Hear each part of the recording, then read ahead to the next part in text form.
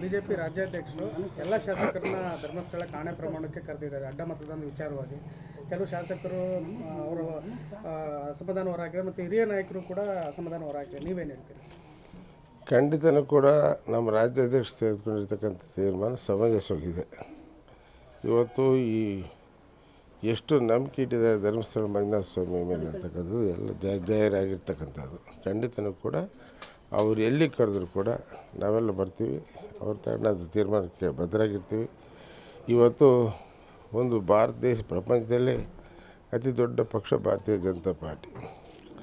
ಇವತ್ತು ಅಂತಂದರೆ ಅಡ್ಡ ಮತದಾನ ಆಗುತ್ತಂತೆ ನಮಗೆಲ್ಲ ಭಾಳ ನೋವು ತಂದಿರ್ತಕ್ಕಂಥ ವಿಚಾರ. ಅದಕ್ಕೋಸ್ಕರ ರಾಜ್ಯಾಧ್ಯಕ್ಷರು ಏನು ಕರೀತಾರೆ ಅವ್ರು ಯಾವತ್ತು ಕರೀತಾರೆ ನಾವೆಲ್ಲ ಹೋಗ್ತೀವಿ.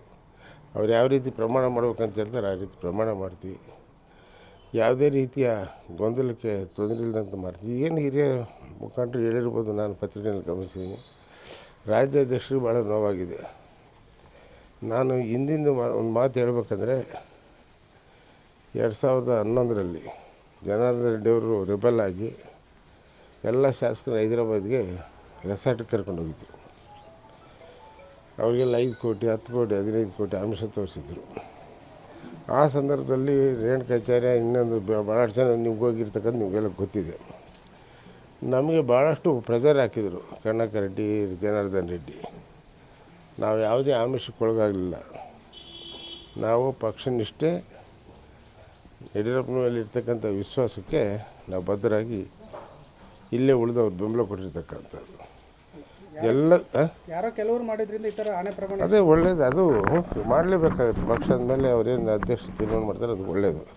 ಎರಡನೇದು, ನಮ್ಮ ಪಕ್ಷದ 11 ಜನ ಶಾಸಕರು ಪಕ್ಷದ ವಿರುದ್ಧವಾಗಿ ಹೈದರಾಬಾದು ಗೋವಾ ಹೋಗಿ ಪಕ್ಷದ ವಿರುದ್ಧವಾಗಿ ಮತ ಹಾಕ್ತಕ್ಕಂಥ ಕೆಲಸ ಸಂದರ್ಭ ಬಂದಾಗ ನಾವು ಅವತ್ತು ಕೂಡ ಪಕ್ಷ ನಿಷ್ಠೆಯಿಂದ ತೋರಿಸಿ ನಾವು ಅವತ್ತು ಪಕ್ಷದ ಜೊತೆಗಿದ್ದು ಆ ಬಹುಮತ ಆಗಲಿಕ್ಕೆ ಅವಕಾಶ ಆಗೋಂಥ ಸಂದರ್ಭದಲ್ಲಿ ಆವಾಗಲೂ ಕೂಡ ನನಗೆ ಇದೇ ಕಾಂಗ್ರೆಸ್ JDSನವರು ನನಗೆ 15 ಕೋಟಿ ಹಣ ಕೊಡ್ತೀವಿ ಅಂತೇಳಿ ಆಫರ್ ಮಾಡಿದರು. ನಾನು ಪಕ್ಷ ತತ್ವ ಸಿದ್ಧಾಂತದ ಮೇಲೆ ಬಂದಿರತಕ್ಕಂಥದ್ದು. ನಾನು ಬಂದಿದ್ದು ರಾಮಕೃಷ್ಣ ಹೆಗಡೆ, ಜಯಂತ್ ಪಟೇಲು, ದೇವೇಗೌಡರು ಇಂಥ ಮುಖಂಡರು ನಮ್ಮ ಬೊಮ್ಮಾಯಿಯವರ ನೇತೃತ್ವದ ಪಕ್ಷದಲ್ಲಿ ಶಾಸಕನಾಗಿದ್ದಂಥವ್ರು.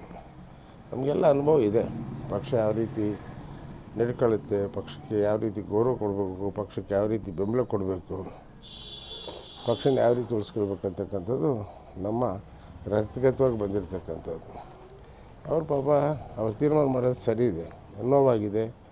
ಇಷ್ಟು ದೊಡ್ಡ ರಾಜಕೀಯ ಪಕ್ಷ, ಪ್ರಪಂಚದಲ್ಲಿ ದೊಡ್ಡ ಪಕ್ಷ, ಇಂಥದ್ರಲ್ಲೂ ಕೂಡ ಅಡ್ಡ ಮತದಾನ ಆಗಿದೆ ಅನ್ನೋದಕ್ಕಂಥದ್ದು ಹೇಳಿರ್ತಕ್ಕಂಥ ಸಮಂಜಸಿದೆ.